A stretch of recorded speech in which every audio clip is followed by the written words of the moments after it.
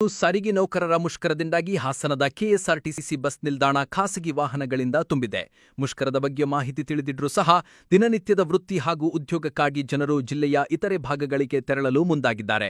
ಇವರ ಧೈರ್ಯ ದಿನ ಕಾರ್ಯಚಟುವಟಿಕೆ ಯಾವುದೇ ರೀತಿಯ ತೊಂದರೆ ಆಗದಂತೆ ತಡೆಯಲು ಜಿಲ್ಲಾಡಳಿತ ಖಾಸಗಿ ವಾಹನಗಳಿಗೆ ವ್ಯವಸ್ಥೆ ಮಾಡಿಕೊಟ್ಟಿದೆ. ಹಾಸನ ಜಿಲ್ಲೆಯ ತಾಲೂಕುಗಳಿಗೆ ಹಾಗೂ ಬೆಂಗಳೂರು ತಲುಪಲು ವ್ಯವಸ್ಥೆ ಇದೆ.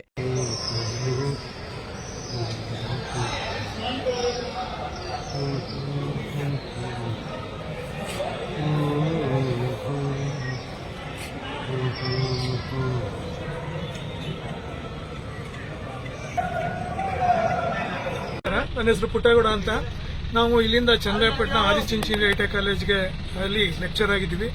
ಈಗ ಎಕ್ಸಾಮ್ ನಡೀತಾ ಇದೆ, ನಮ್ಗೆ ಹೋಗ್ಲಿಕ್ಕೆ ತುಂಬ ತೊಂದರೆ ಆಗ್ತಾ ಇದೆ. ಆದಷ್ಟು ಸರ್ಕಾರದವರು ಕೆಎಸ್ಆರ್ಟಿಸಿ ನೌಕರರ ಸಮಸ್ಯೆಗಳನ್ನು ಬಗೆಹರಿಸಿ ಮತ್ತೆ ಆದಷ್ಟು ಬೇಗ ಈ ಒಂದು ಬಸ್ ವ್ಯವಸ್ಥೆಯನ್ನ ಕೆಎಸ್ಆರ್ಟಿಸಿ ವತಿಯಿಂದ ಮಾಡಿಕೊಡ್ಬೇಕು ಅಂತ ಕೇಳ್ಕೊಂತ ಇದ್ದೀವಿ. ಏನು ಫೀಲ್ಡಿಗೆ